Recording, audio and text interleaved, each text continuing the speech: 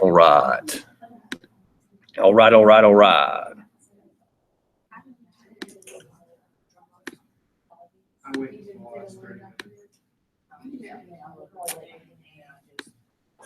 Okay, let's plug this back up.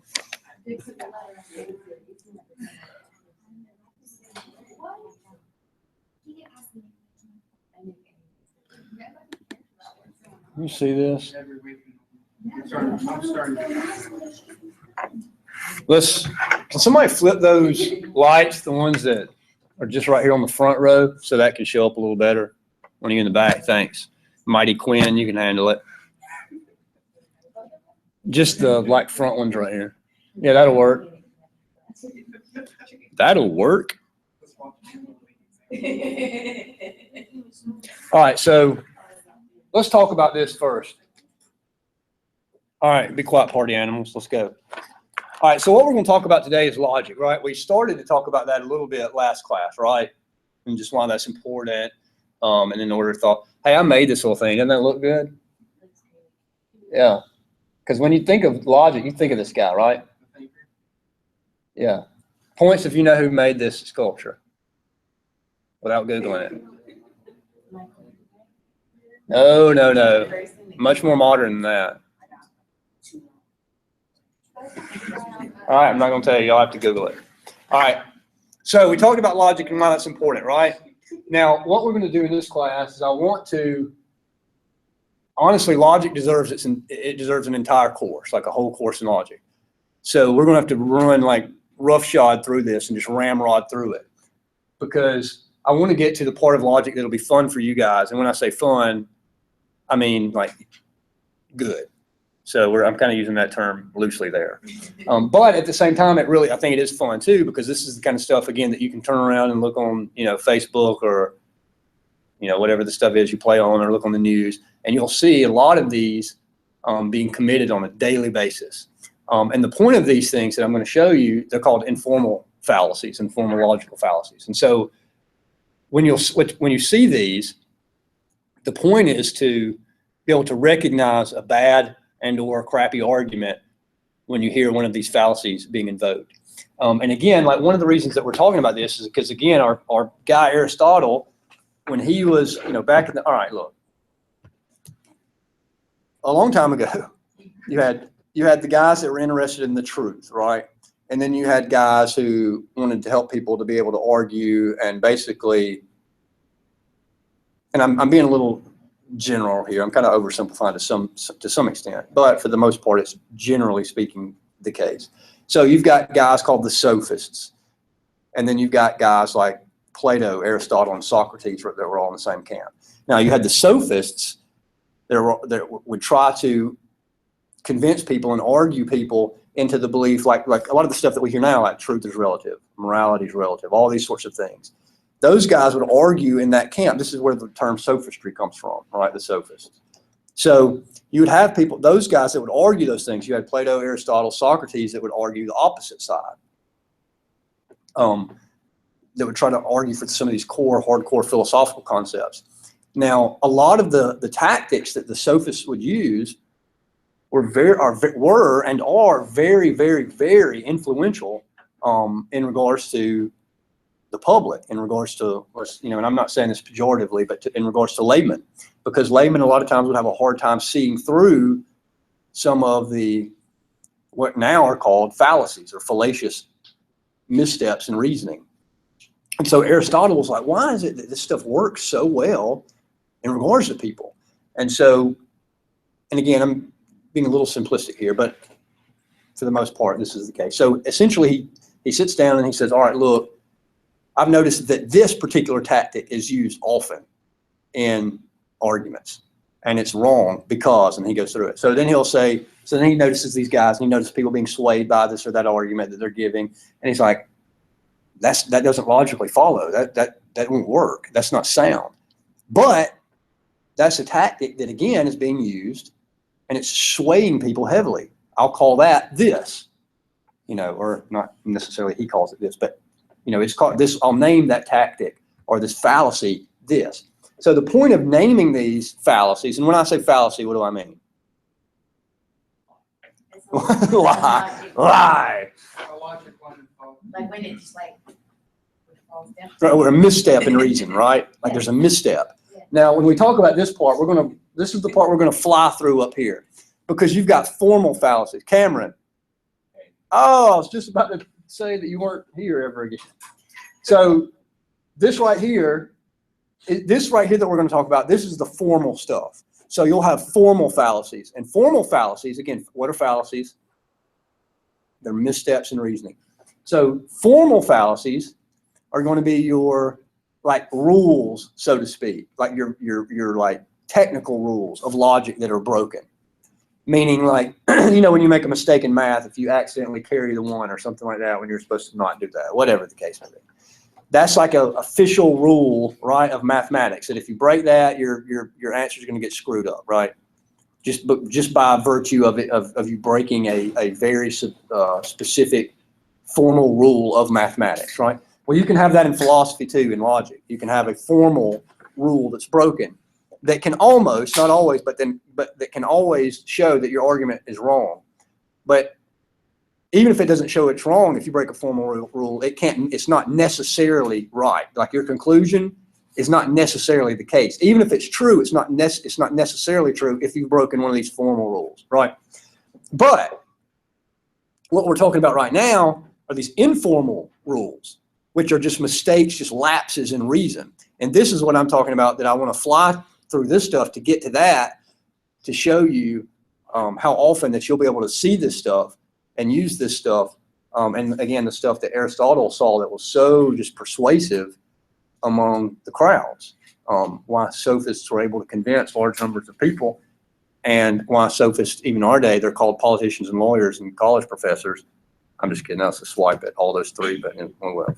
But anyway, while a lot of those tactics are still very, very persuasive, and you'll see, you'll think, oh man, like I've probably believed half of this stuff my whole life, or maybe some conclusion based off an informal logical fallacy that really is just a complete misstep in reason. And I say that because all of us have fell prey to that, especially before you get to see, basically, quote, let's put it poetically, that the error of your ways is exposed, right, by Aristotle, something like that. So having said that, let's look at these quickly. All right, when we talk about logic, we've already talked about how logic is just basically what? Just ordered thought, right? It's just putting your thoughts in order to make sure that they make some sort of sense, right? Not some sort of sense, but to make sure they make sense. Like we want to do the right, we want to think rightly. Now, can you get away from logic? We already talked about it. No, why? Because just the way you are by nature of, just by essence of what you are as a human being, what are you going to do? You're going to use it, right? You're going to use it, right? The question is just what? If you're using good logic. Right, or if you're using logic poorly or effectively or rightly, right? Something like that. So if logic just is ordered thought, just is, your thoughts put in order in a reasonable fashion, it's going to break down into all these little categories. This is what we're going to try to fly through. You've got deductive reasoning, right? These are going to be your major types of reasoning. And again, there's other stuff, but we're just covering the basics to try to get through this. So you've got deductive reasoning, and we'll kind of talk about that in a second. You've got inductive reasoning, and we really want to talk about this much a lot, because really these are our two main concerns. But then you also have what's called abductive reasoning, which is going to be a sub-branch of this, really. And so the reason that we're only talking about this is just because you use this so often that it's at least worth mentioning. All right, now, does anybody have any clue as to what deductive reasoning might be? Go ahead, Piper. You look for clues and answers and then you form an argument around them. Well, no, but at least that's an educated response, right? And what you're saying, if we cash that out, it might fit a little more in line with this here. But let's see. Does anybody want to take a stab at deductive? Go ahead, Andrew. I'm thinking maybe it's where you have like several different thoughts and you kind of narrow them down to just one. Like in what sense? You have several different thoughts and you narrow them down to one in what sense? Right. So like if you were trying to find, a reasoning to something, and you had, several different things that you think that it could be as far as the way something happened or something like that, we can narrow it down. All right, that's actually going to be this here, Okay. and we'll get to that. But that's a decent explanation of abductive reasoning, and we'll get to that in a second. So back to deductive. Deductive, all of these are supposed to get you to certain conclusions, right? Like when you're using some sort of reasoning process, you're trying to get to what? A conclusion, right? You're not trying to get to, confusion. You're trying to get to a conclusion, right? That rhymed. I mean, that's awesome. All right, so deductive reasoning. What kind of conclusions do you think these get you to, or at least supposed to get you to? What's that? Not scientific per se. I mean, you may arrive at a scientific conclusion, but this is going to get you to what? Certain conclusions. These conclusions, when you're talking about deductive reasoning, the conclusions you get from a deductive argument, and here's the word, we used this earlier, but syllogism. This is just going to be your logical word. This is your philosophical jargon for argument. Like the structure of an argument is a syllogism, right? So instead of saying argument, you may say, you've got to put together some sort of syllogism for this, which is just to say you've got to give your argument a structure, and it's going to be a syllogism. So isn't that just a fun word to say, syllogism? All right, so deductive, these are supposed to give you certain conclusions, meaning that if this argument works, the conclusion has to what? It has to follow. It has to follow like night follows the day, right? Whether you like it or not, this argument, if it works, is what? It's just true. The conclusion has to be true. What if you don't like the conclusion? Shut up, sucker, right? Yeah. Doesn't matter. Now, inductive arguments, how do you think these work? And we're going to go back to this too. I'm just kind of doing the highlights first. How do you think these type of arguments work? Inductive arguments. Probably not even end up using that thing over there. I hate PowerPoints. Finally made a PowerPoint. I probably want to use it. All right. So how do you think these work? Inductive arguments. If these wield certain conclusions, what do you think these try to do? Uncertain conclusions. I have a conclusion. It's uncertain. So we don't want to, even though philosophically speaking, that's true, right? But we don't want to say it that way because that makes it sound like you just don't even know what you're talking about. Probable conclusions, right? So inductive reasoning is going to give you something like a probable or more likely conclusion, right? Does that mean that it's 100% true, that it has to be true? No, right? But you want to try to shoot for what? You want to try to shoot for, how people say, to use the common vernacular, 99.9% sure, right? Now you can't always get there, right? You may say this only yields, 70% certainty, something like that. Now how you would get to that, how you arrive at all these goofy percentages and all that, you might use something called Bayes' theorem, but we're not even worried about all that. So abductive reasoning, like Barrett was saying back here, this is when abductive reasoning is going to be sort of a quasi-mesh between these two. Mainly induction. Why? If I walk into a room and I see, maybe a popular example is I see a bunch of red stuff on the floor, right? And I see a knife laying on the floor, and I see a body laying on the floor. Now, what I'm doing when I see all of that, actually, you tell me, what am I doing when I see those things? Well, maybe I'm not drawing conclusions yet. What am I doing first? All right, I'm just observing what are seemingly just facts, right? The fact is there's red stuff in the floor, right? Now, does that say anything by itself? By itself, it doesn't say anything, right? But when I look at the red stuff in the floor, the body in the floor, the knife or whatever, I start to put all these data points together, right? To try to arrive at what? Some sort of conclusion, right? So abductive reasoning is when I look at multiple pieces of evidence or multiple pieces of data, and I try to arrive at some sort of plausible or justified conclusion based on those things, right? Does that make sense? So this is the kind of stuff, say, like in a court case, that maybe type of reasoning. Maybe you say, all right, do you have a video of my client, stabbing this woman in her kneecap? No, I don't have a video of the woman stabbing her kneecap. Well, how do you know she did it then? Well, because of, and then what do? We've got, this, we've got this.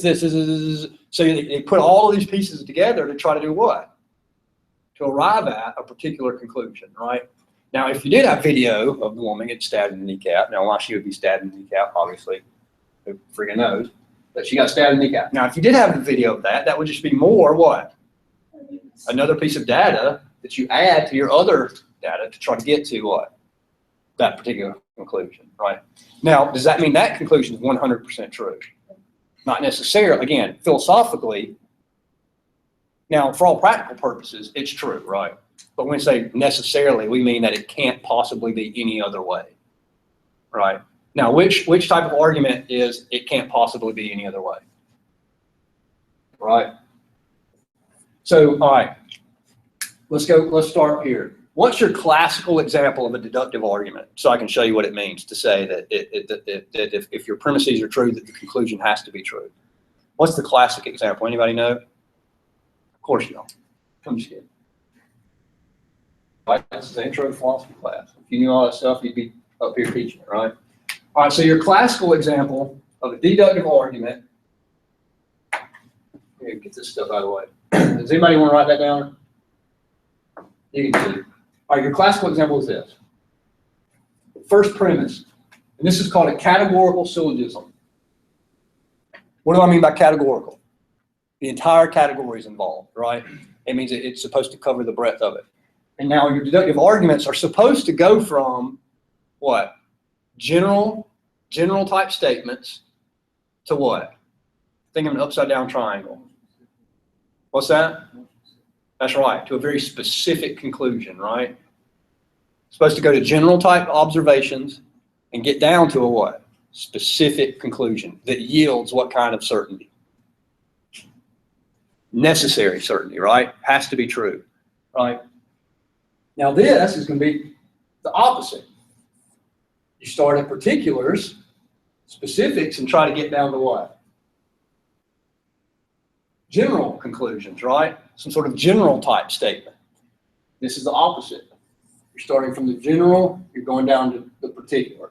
Here you're starting at the particulars, and you're getting down to the general. And you'll see how this works. It's not that hard. And again, and you can also go from a general to a general, and you can go to a specific on this end over here. But generally speaking, general to specific, specific to general. All right, so your categorical syllogism is going to have two premises and a conclusion. How do you recognize a conclusion? They'll always have words like, well, therefore, or you'll say, right, or in conclusion, or you'll say, so, you'll say, blah, blah, blah, blah, blah, so. Blah, blah, blah. When you hear that, those are your keywords that are tripping you off or triggering you off to let you know that somebody's giving you a conclusion. Now, your job is to what? All that stuff they were rambling on before is supposed to at least provide what? That's supposed to provide the premises, right? That's supposed to be the legs for which the stool's standing on, right? So the legs for this conclusion we're about to get to is this.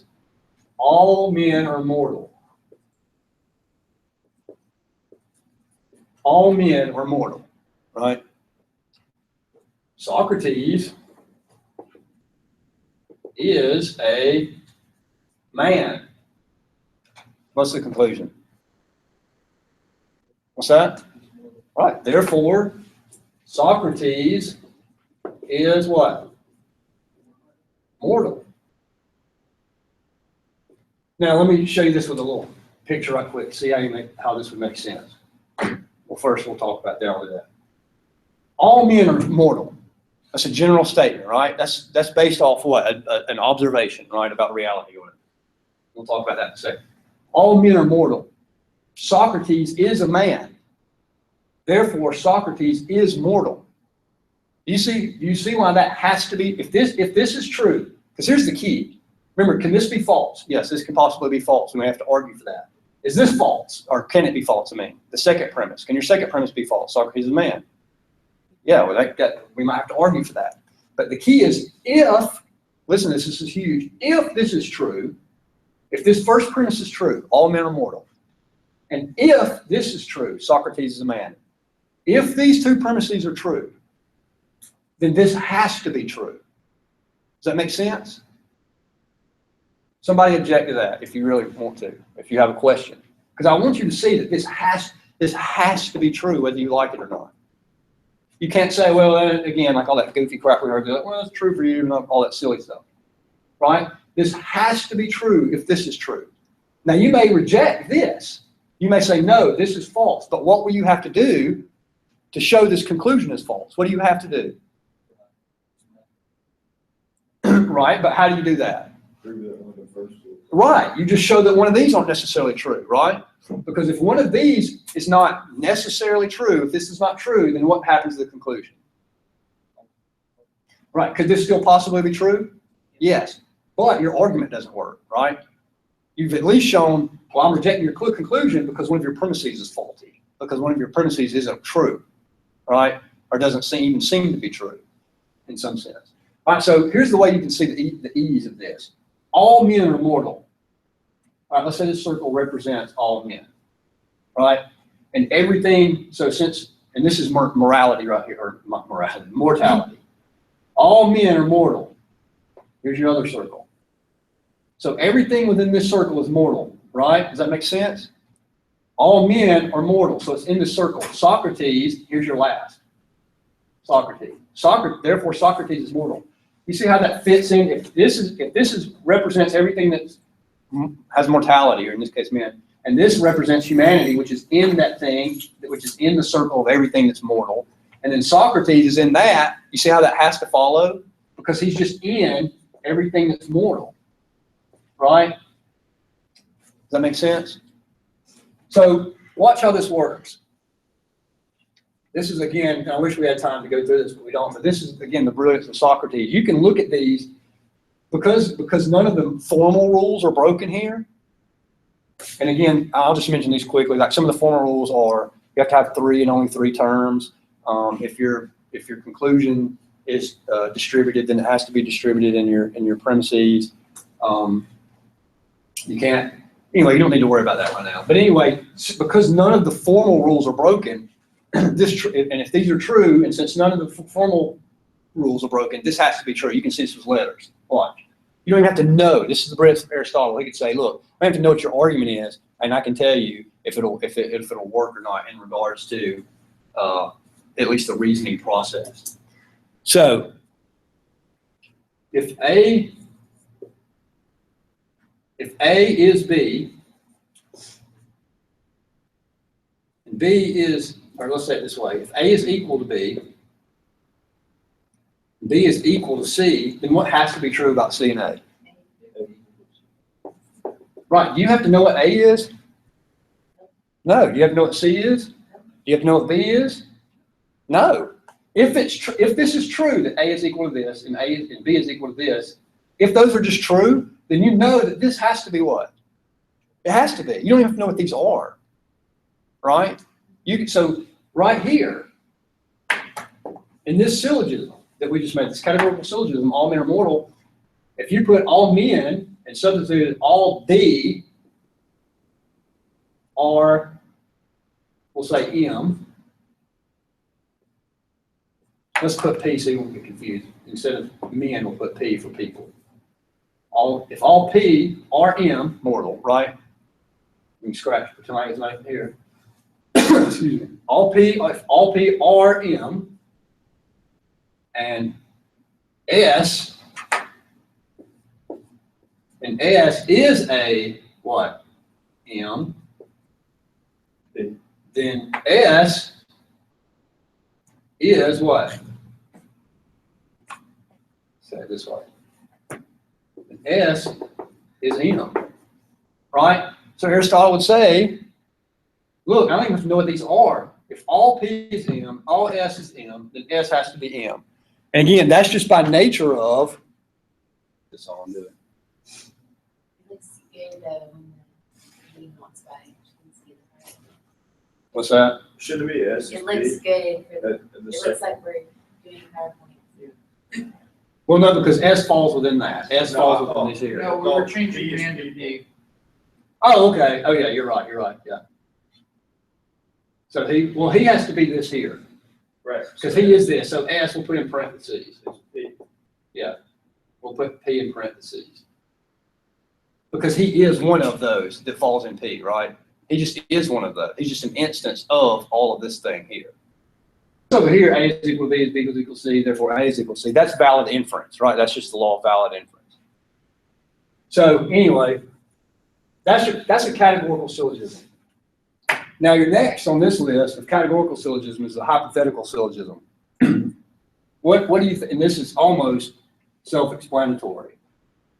Hypothetical, how do you think that would be worded? Something like that. How do you think it would be worded?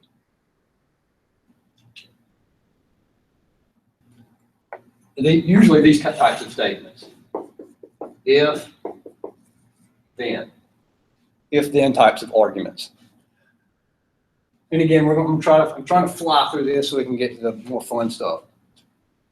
Who thinks they can put an argument together with if, then? It's just because it's just another form of argument, another form of a deductive argument, which is supposed to wield certain conclusions. What's another form? What's a form of this?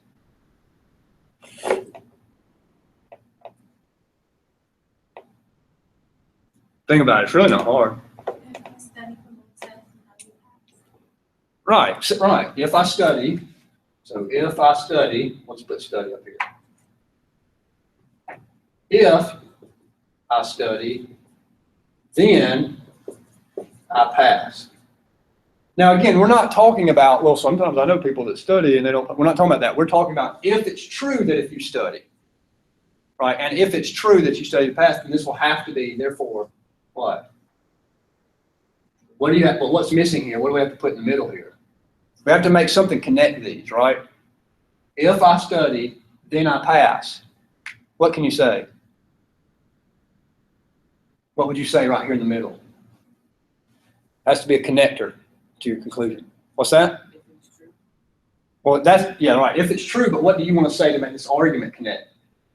Because we need something in between here, right? If I study, then I pass. I study, right? So therefore what? I studied, therefore I passed. Now quickly, to break the rule, one of the rules, to break one of the rules is this here. What if you were to say, and you'll see why this rule works, again, why Aristotle's little rules on it stuff work. There were 7 of them to the syllogism, categorical syllogism anyway. So if I study, then I pass. What if I say I passed? Does this follow? Therefore I studied. Does that follow? No, why? You may have cheated, right? You may have done something else. See, and again, Aristotle, you could take all these words away and just put the letters there, and he would be like, no, the argument won't follow. Because remember, this is called, if I study, then I pass. I passed. What I've done is broke the formal rule of called, I affirmed the consequent here. This is the antecedent. This side of the equation, so to speak, is the antecedent. This side of the equation on the then side is the consequent. So when you affirm the consequent, you break a rule of logic. And how do we know this intuitively, just like Joshua pointed out. Well, no, you may have cheated or you may pass some other way. Again, you didn't know that, but you already knew that, well, wait a minute, that doesn't necessarily follow. Because just because you passed doesn't mean you studied, right? Right, and you could you could use all kinds of examples of these. So anyway, that's your hypothetical syllogism. I'm trying to just fly through this stuff so we can get to the more interesting part. Now, disjunctive syllogism. What does it mean to be disjunctive? What is a disjunct?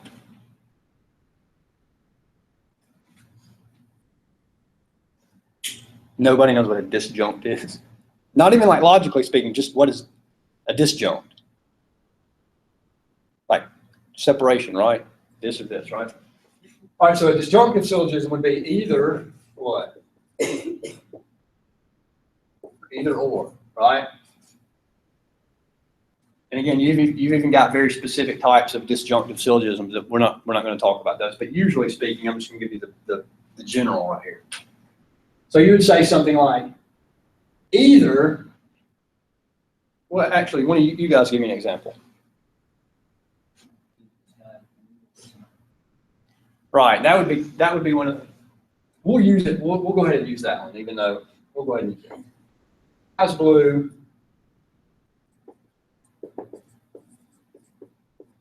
Let's say it's green, let's just say that, so I can point out something. Either the sky's blue or it's green. I don't want to make a grammatical error there, or it's green. Either sky's blue or green. All right, so we know that the sky's blue, right? Unless it's like some kind of weird tornado thing. All right, so either the sky's blue or it's green. So how do you get to this conclusion? What do you have to do here? What's that? Well, yeah, you look up. But how do we make this argument work? How do we get to the conclusion with this argument that the sky's blue? What do we have to do? Remember how we had to fill in the thing up here on the hypothetical one? If, then, well, I studied, then, therefore. So what do we have to do here to get to this argument? To get to this conclusion, rather?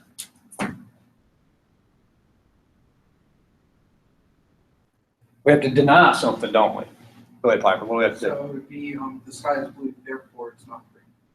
Or actually, what we want to do, we don't want to, you have to deny one of your disjuncts. In a disjunctive syllogism, you have to deny. So you have to say either the sky is blue or it's green. It's not green. Therefore, what's your only other option? If it's disjunctive, you only have two options. It's not green, therefore what? It's blue. The formal rule here is when you affirm one of these two, you have to deny in order to get that conclusion. And again, if you think about that for a minute, you can see how if you affirmed one, it wouldn't necessarily follow. It wouldn't necessarily be true. Again, Aristotle, you could do these with either P or Q. Not Q, therefore, you see what I'm saying? You could do it with the letters again.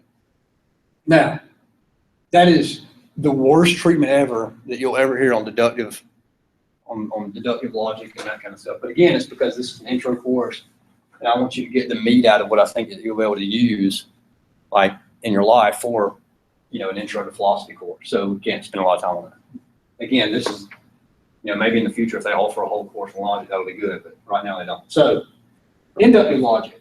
If this is supposed to go from general premises to very specific type conclusions that are certain, that are not at the whim of whether you like it or not, what was our inductive supposed to be? Probable, right? So what's an example of an inductive argument? What's an example of one? If our example of a deductive is, well, all men are mortal, then Socrates is a man, well, therefore he just has to be mortal. That's an example of a deductive. So what would be an example of inductive type argument?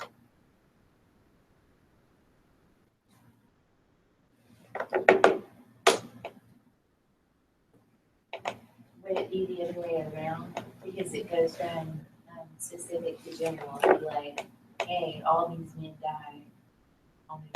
Yeah, right. You're actually 2 steps ahead of where I was going to go, because I was going to pull that in later and be like, wait a minute, is this kind of tie a problem for our deductive arguments? But since we're there, we'll go ahead and say it. What if I were to say, well, this guy dies, and this guy died, and you died, and he died, and everybody died, and that guy died, and this guy died. Well, you know what? All people must what? Everybody must die, right? Everybody dies, right? This guy died, he died, that guy right there is dead. Everybody's dead. Everybody dies, right? Well, so if Tom dies, and Bill dies, and Gary dies, and Hakushiga dies, and so, well, then everybody what? Everybody what? Everybody must die, right? Now, is that logically certain? Is that logically tight? Does that logically follow from that Bill died? Bill died, Kaniqua died, Ted died, everybody, all these guys died. Well, so what? You know what? I saw this, everybody has to die. Logically certain. No. But is it improbable? Like, is it good to go around thinking, well, I'm saying everybody dies, so I probably will die. It doesn't mean I'll die. Most likely. Yeah, it means you probably got a pretty good chance of dying, right? Yeah. So, but is it logically certain? Is it like this over here?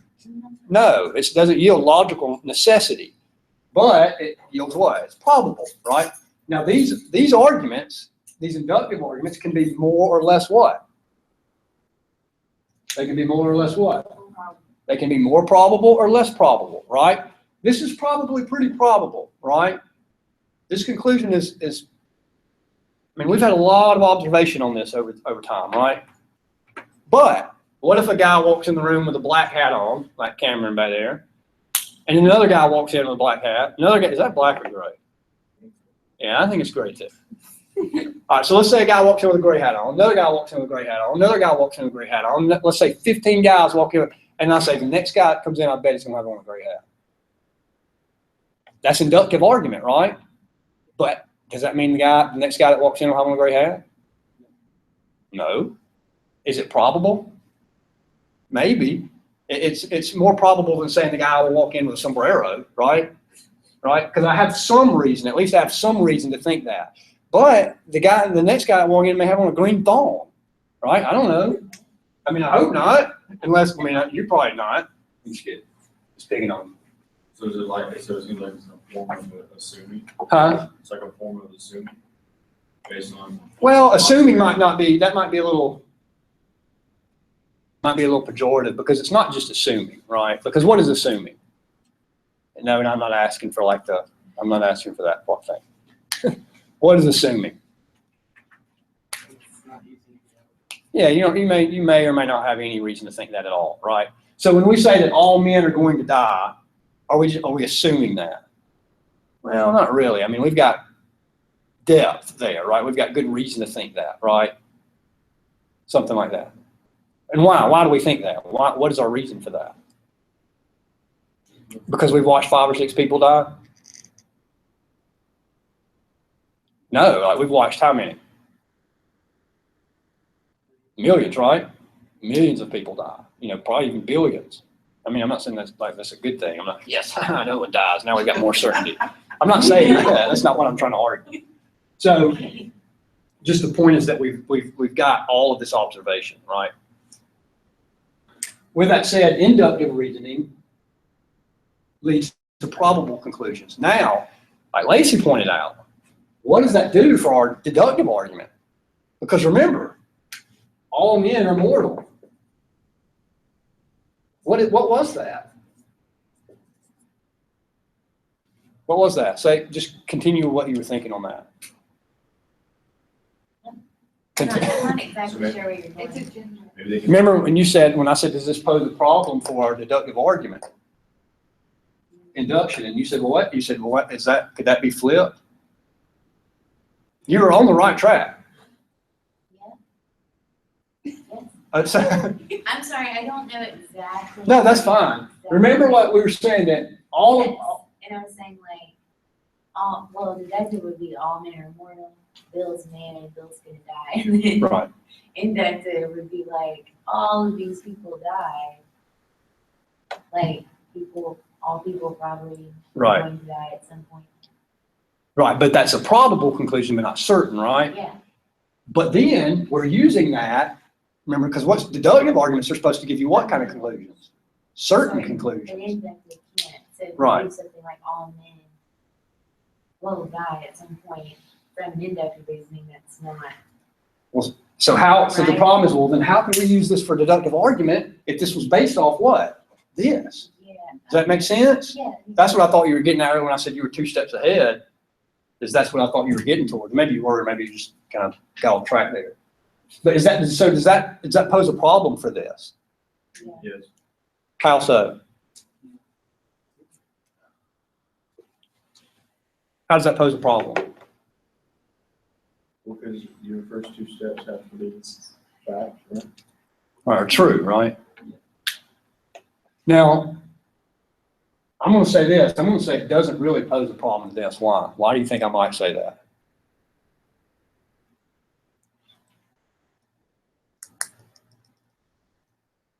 Why might I say that? You're talking about something that we all know may be true. Are you No. speaking like broadly, like it never causes a problem for it, just this specific example? Yeah, good question. I mean, just broadly. Good question. Because remember, the point of the deductive argument was what? This is why it's not really that big a problem. Because the point, I should have left that there. All men are mortal. Who can read that? All men are mortal. Remember, the point of the deductive argument was just what? If what? If this is what? If this is true, right? If this is true, this is premise one, then your second premise is Socrates is a man. Because how did we arrive at this premise? We arrived at this premise how? We arrived at it by this, did we not? Well, I know this is a man, this is a man, this is a man, this is a man, this is a man, this is a man, that's a man, that's a man, that's a man, that's a man. Well, Socrates is like all those things, so he must be a man, right? So we got that by the same method, right? But again, deductive argument is just saying, if this is true, and if this is true, well then therefore, Socrates is a man, or excuse me, all men are mortal, Socrates is a, all men are mortal, Socrates is a man, therefore Socrates is mortal. Socrates is mortal.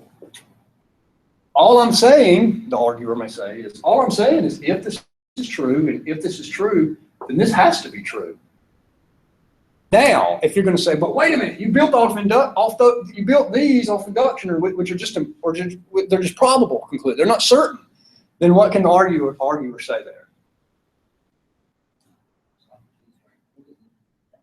They might say that, right? Hemlock, to be exact. But what might they say there? What's something else they can say? All right, stud, show me why I shouldn't move this. I wouldn't say stud. Yeah, it's more of a southernism. Or they may say that, right? Or they may say like, all right, bruh, show me why I don't have reason to believe this right here, right?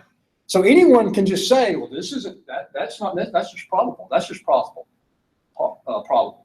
And then I'd say, right, but you've got to do what? Because anybody can walk around and say what? Oh, I doubt this. Anybody can say that, right? But the reason why I shouldn't think this. All right, Socrates is a freaking pink elephant dressed up like a man. Anybody can say that, right? Because is that logically possible? Yes, it's logically possible. But do I have any flipping reason to think that Socrates is a guy or is a pink elephant in a human mask? No. So you've got to give me a reason to think something like that. So in that sense, does that give up this? So in that sense, is that a problem for deductive arguments? No, because just because something doesn't yield quote unquote logical necessity in that sense doesn't mean that now we can't give reasonable arguments, right? So if I were to say something like Georgia Highlands satellite campus is in Douglasville, you're in the Georgia satellite campus. Georgia satellite. They sang some old rock song. Not Georgia satellite. Georgia Highlands College satellite. Georgia Highlands College satellite is in Douglasville. You're on the campus of what? The Georgia Highlands College satellite. So therefore what? You are what? In Douglasville. Now someone could say, was that based off induction? Yes, like I looked and saw where it was, all that stuff. Someone might say, how do you know that Georgia, like right now that map wasn't switched, it's really in Alabama? Right. Do I have any reason to think that? Right. So does that pose a problem for induction? I mean, for a deductive argument, even though I observed that this campus is in Douglasville, you're in the campus, therefore you're in Douglasville. Is my argument really in some sort of trouble because that's based off induction? Not really, right? The only people that really want to make that into a problem are modern philosophers since the Enlightenment era, especially a guy named David Hume. And we'll get into that when we talk about epistemology. Where are we in all this stuff?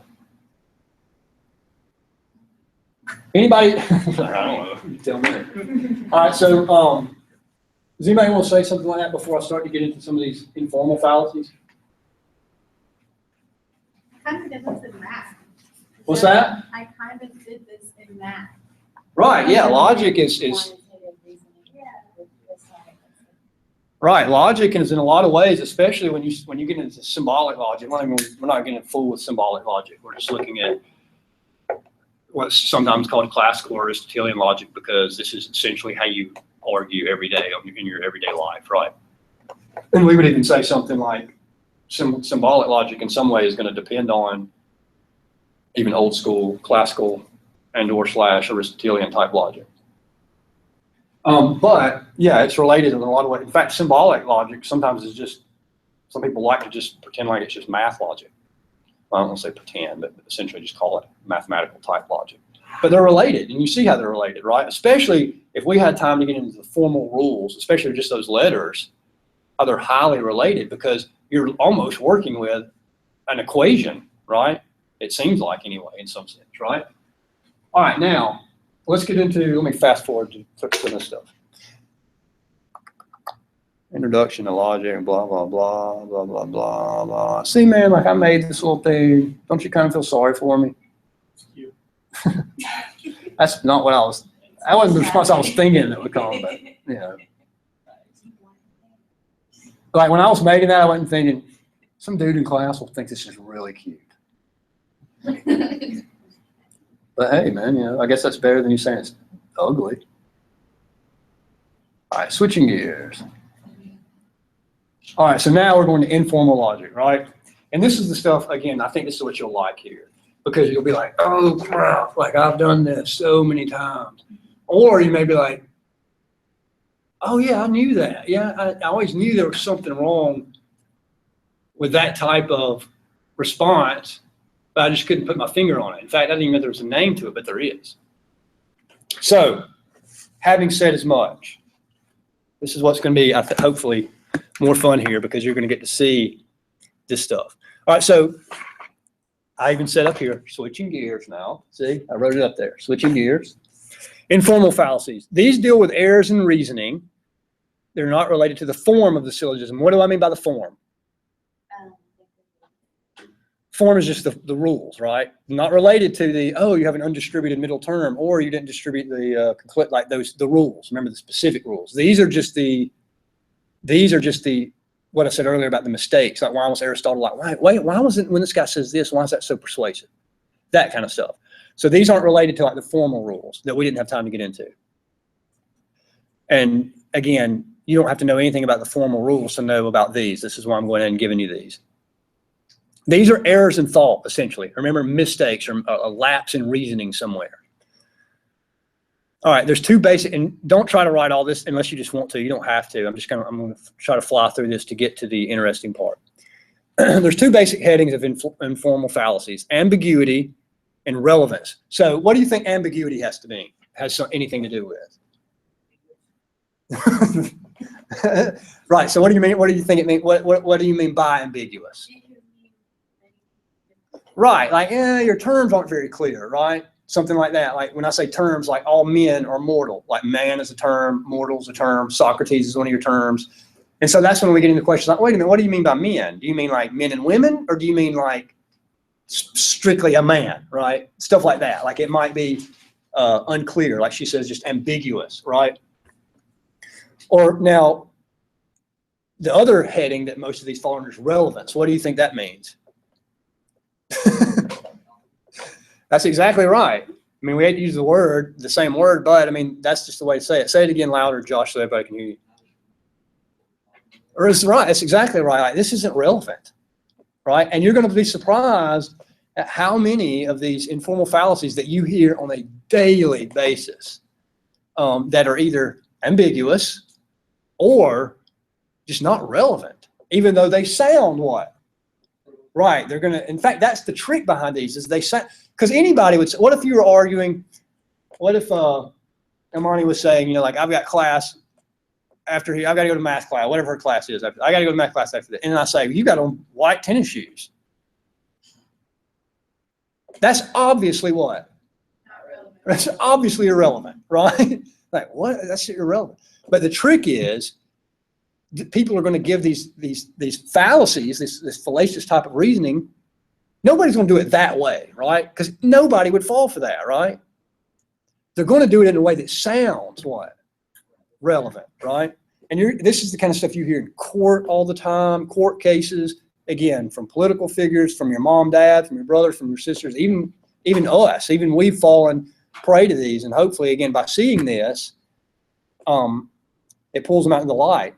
And it's fun to run around now saying, you can run around and say, genetic fallacy, argument ad populum, argument ad baculum. And people are like, what are you talking about? I'm like, oh, nothing, just your argument doesn't follow at all. I'm just kidding, you won't be a jackass, but you're not going to act like that, right?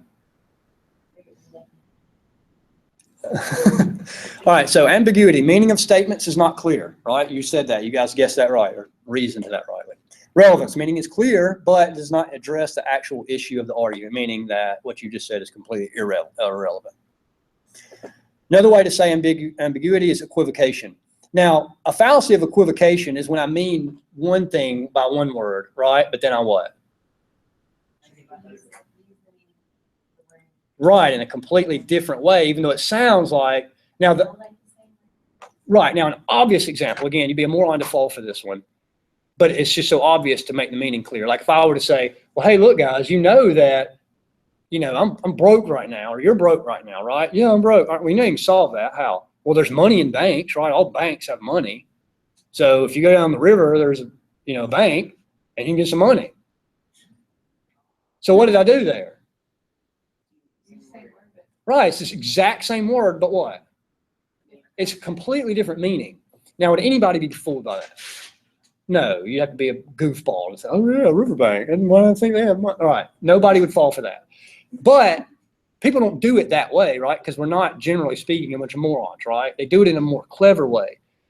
But it's the same thing. They're not really meaning the same thing. That's what happens when somebody commits that informal fallacy of equivocation. They mean something a little different, usually. If it's not a little different, it's completely different than what they're saying. I wish I could give a popular example right now, but I'm not. Because I want to fly. I want to actually get to some of these. Because I was hoping that we would get to these more quickly than we did. And we'll continue these later, possibly, or probably. Now, again, accent, this is kind of a different one. And this is where stuff screws up on the internet.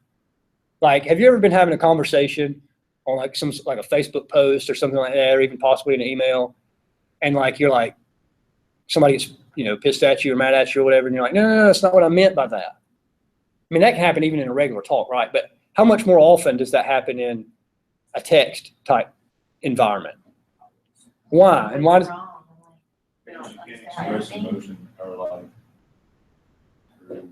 Right, so you don't see body language, you don't see all that, but one of the things that you really can't see is accent, right? Now, what do I mean by this right here?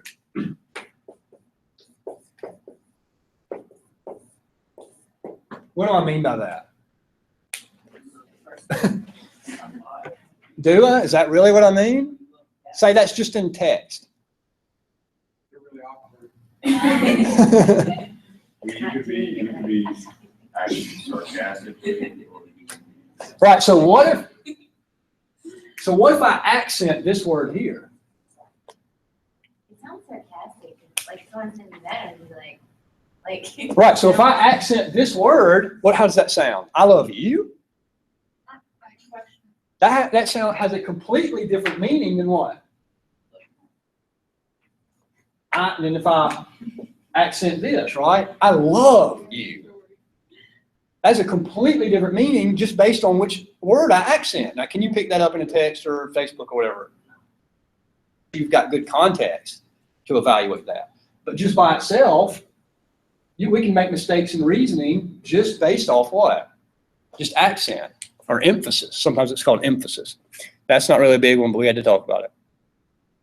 All right, I'm going to kind of skip through these because I want to start to get to these. All right, now fallacies of relevance. These are the more interesting fallacies. And remember, these formal fallacies are informal fallacies. Informal. Why are they informal? Why are they not formal fallacies? Right. They're not breaking the rules, right? The rules may be completely right in your argument, but there's an informal, what we would say, mistake in your reasoning. Remember, fallacies of relevance. What do these have to do with? They don't address the issue, right? That's right. Relevance, they're not relevant. So the first one is these usually have a Latin type name. Now, I think Aristotle had somewhere around 11 or 13, something like that. But they're easy to just continually make up as the centuries go by. But for sake, and because again, he identified the most popular types of them, we'll just kind of concentrate or at least center around those. Now, argument ad baculum, argumentum ad baculum, appeal to force. What do you think is an example of that?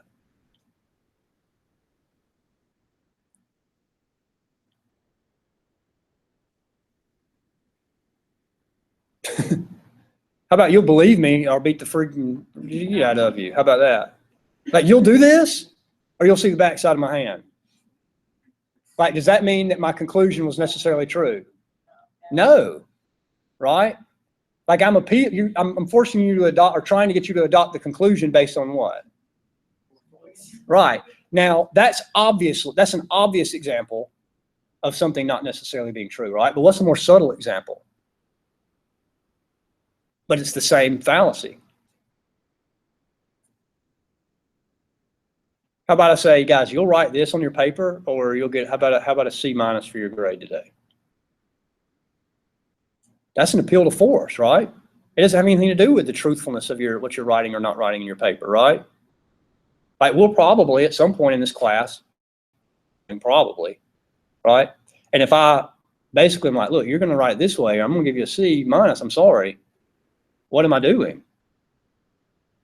Right, I'm just appealing to force, right? But that's the same type of argument. If I say, you're going to do this, or I'm going to punch you in the back of the head, right?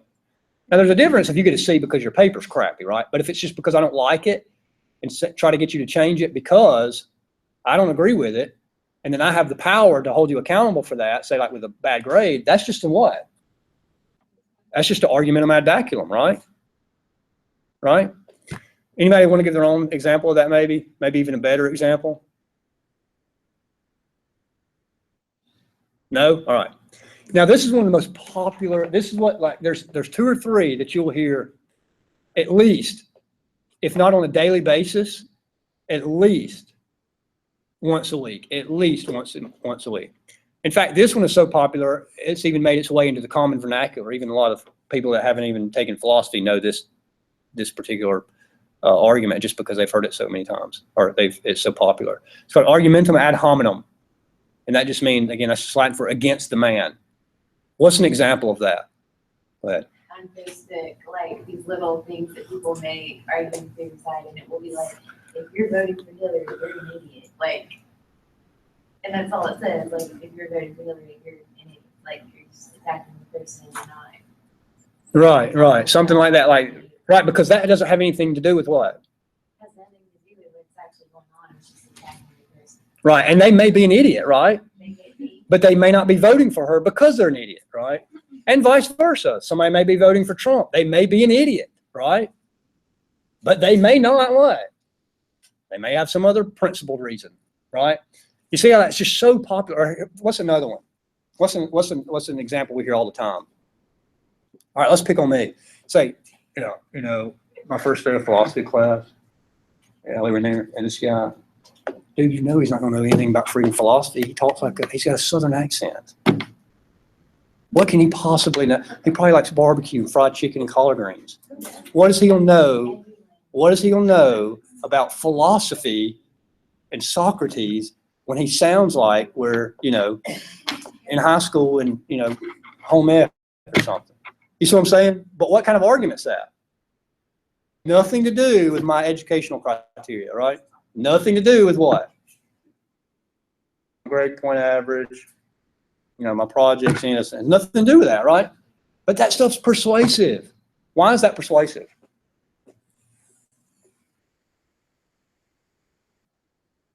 Why is that persuasive? Now we're getting into psychology, right? I don't know. I'm not a psychologist. I don't know why it's persuasive, right? But it is. It's unbelievably persuasive, is it not? Right? It shouldn't be, but is it? Yeah. Now, another one is, let's give another example, one that you might fall for, especially if you grew up, in an athletic sort of environment. Where I grew up, there's a little town not far from where I live called Mount Zion. I think there's another one here in Metro Atlanta somewhere that's huge. I'm not talking about that one. I'm talking about this one has like 15 people and like a goat is the mayor of the town, maybe. All right, so let's say like the high school there is tiny, right? And so let's say where I grew up, where I went to high school was Carrollton.